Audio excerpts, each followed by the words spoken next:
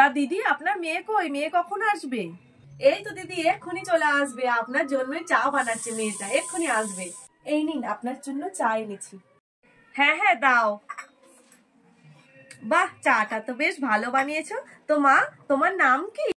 আমার নাম মণিমালা নন্দী। তা মা, তুমি কতদূর লেখাপড়া করেছো? আমি 8 পর্যন্ত পড়েছি, কিন্তু এইটা ফেল করেছি বলে আর পড়িনি। আমাদের কিন্তু জয়েন্ট ফ্যামিলি, এইটা কিন্তু আমার বড় ছেলে বাপু। তুমি বৌমা হলে কিন্তু বড় বৌমা হবে। তা ঘরের কাজকর্ম সবকিছু পারো তো মা?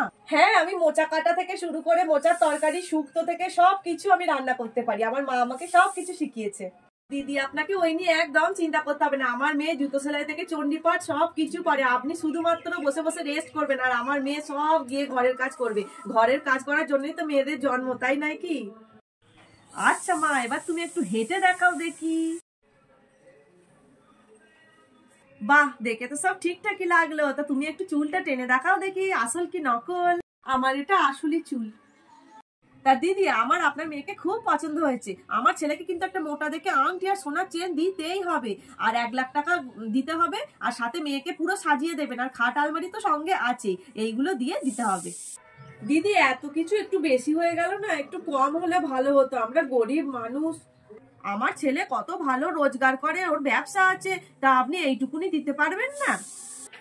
না না দিদি, কোনো চিন্তা করবেন না, আমরা একটা মাত্র মেয়ে, ঠিক আমরা জোগাড় করে ওইসব দিয়েই বিয়ে দেবো মেয়েকে। তা দিদি আপনার মেয়ে কখন আসবে? হ্যাঁ হ্যাঁ, আপনি বসুন, ও এক্ষুনি চলে আসবে। নমস্কার কাকিমা। তা তোমার নাম কি? আমার নাম প্রিয়াঙ্কা সেন। তুমি কতদূর লেখাপড়া করেছো? আমার এমএ কমপ্লিট হয়ে গেছে, তো এখন আমি জবের জন্য চেষ্টা করছি খুবই। তা তোমার তো লেখাপড়া মোটামুটি শেষ, তো তুমি এখন কি করতে চাও?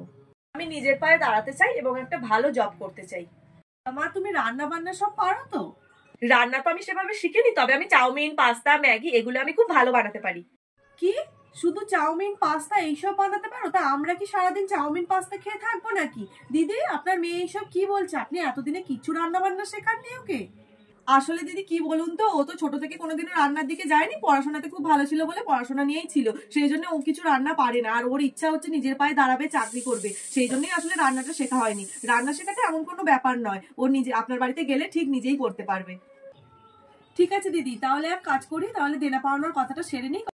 হ্যাঁ হ্যাঁ দিদি, বলুন কি কি দিতে হবে আপনাদের, কারণ আপনার মেয়ে লেখাপড়াও জানে, সবকিছু দেখলাম ঠিকঠাকই আছে।